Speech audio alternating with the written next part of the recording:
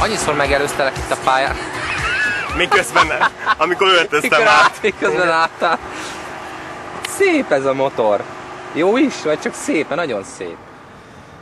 Hát ilyen vegyes érzelmekkel. Igen? Aha. Mert? Nagyon csúcsra van járatva, tehát azért az egy nagy teljesítmény, ez a 127 lóerő, amit ígér a katalógus egy 600-as motorból, és sikerül is egy ilyen 14.500-nál leadnia. Jó. Nem nagyon működött most ezen a példányon a fordulatszámmérő, úgy néha, amikor úgy elindult, vagy megindult, vagy bármi, akkor azért úgy érezhető volt, amit egyébként főre is éreztem, hogy olyan 10.000-től. Ott kezd el történni valami, de azért 10 és 14 vagy 15 ezer között meg már nagyon hegyesek a gázreakciók. És most ezen a szűk pályán, itt igazából, hogyha gyorsan akarsz menni, meg legyen erő kigyorsításon, tehát csak az egyest használtam, az ilyen 120-130 az a tempó, amit itt el lehetett érni. Ha már másodikban raktam, akkor szépen lehetett lekísérni az ívet, de nem volt elég ereje kigyorsításkor az alsó fordulatszám tartományokba. Ez egyébként papírból is kiderül, mert a forgatónyomatékot is ilyen 12 000 környéken adja le a csúcsot, azt a 66 Nm. Biztos, hogy versenypályán jó, mert azért most már ez 2 éve ez a gép a Masterbike-on is ugye a második helyen szokott végezni. Tehát tényleg jó a 6 kilósok között, de én szerintem az utcai használhatóságát azért ezt erősen korlátozza az, hogy ilyen szűk fordulatszám tartományban működik. Eleje, komoly villa, elég komoly, nagyon komoly kormánykifli.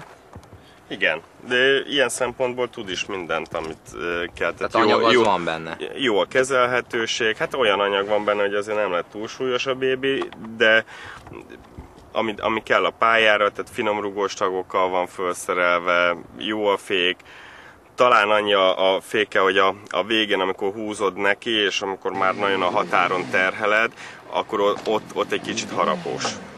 Tehát ott jobb lenne, hogyha egy picit még lightabb lenne, és ott a nagyon végét az jó lenne, hogyha még én egy kicsit finomabban tudnám adagolni. A váznál egyértelműen az látszik, hogy az anyagvastagság ugye rovására kvázi kellett olyan geometria és idom kialakítása, aminek következtében meglegyen a szilárdság.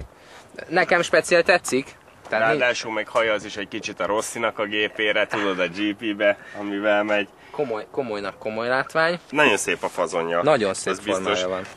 Ez a cucc, ugye megint ez a Kressz kötelező tartozék, hát ezt így lehet látni, hogy ezt így ide vigyeztették, mert kell. Szóval inkább a hátamra venném a rendszámtáblát, komolyan mondom. Igen, de annélkül egyébként nagyon szép a fazon. A kipufogó kicsiben vissza le oldalra, most ugye van egy ilyen, nem mondom teljesen, hogy retro hozzáállás a motortervezésnél, mert ugye az, hogy visszakerül, az nem jelenti azt, hogy olyan, mint volt, de azért mégis van egy kis visszarendeződés. Van ennek bármilyen szempontból vezetéstechnikai oka is, vagy? Nincs. Hát egyébként annyi, hogy azért cserébe, hogy van ez a rövid kipufogó dob, gyere nézd meg a középdobot, tehát ez egy ilyen látványos méret. Aha, értem. Az viszont tény, tehát azért azt nem lehet megspórolni, hogy a gáznak az útja, meg a... Hát azt azért egyrészt valahol a hangokat is meg kell fogni, így van, meg plusz az, hogy az sem jó, hogyha túl gyorsan kiengedjük a gázt, ugye, mert a motornak az öblítésébe. Most azt akartam mondani, hogy akkor elmegy alulról a nyomaték, de itt mondjuk úgysem volt, tehát nincs is. De az a lényeg, hogy az ide lekerült, tehát mindenféleképpen megvan az a súly meg anyagmennyiség, ami mondjuk egy hosszú kipufogónál van.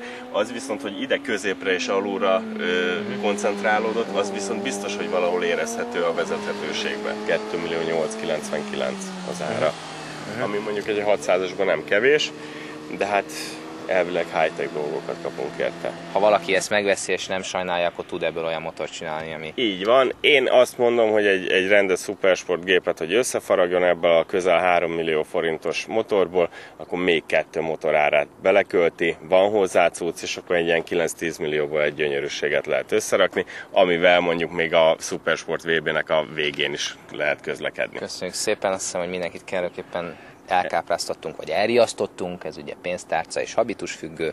Tartsanak velünk a jövő héten is, hogy mi lesz akkor, az most kiderül. Ja, és persze írjanak az e-mail címünkre. Viszontlátásra!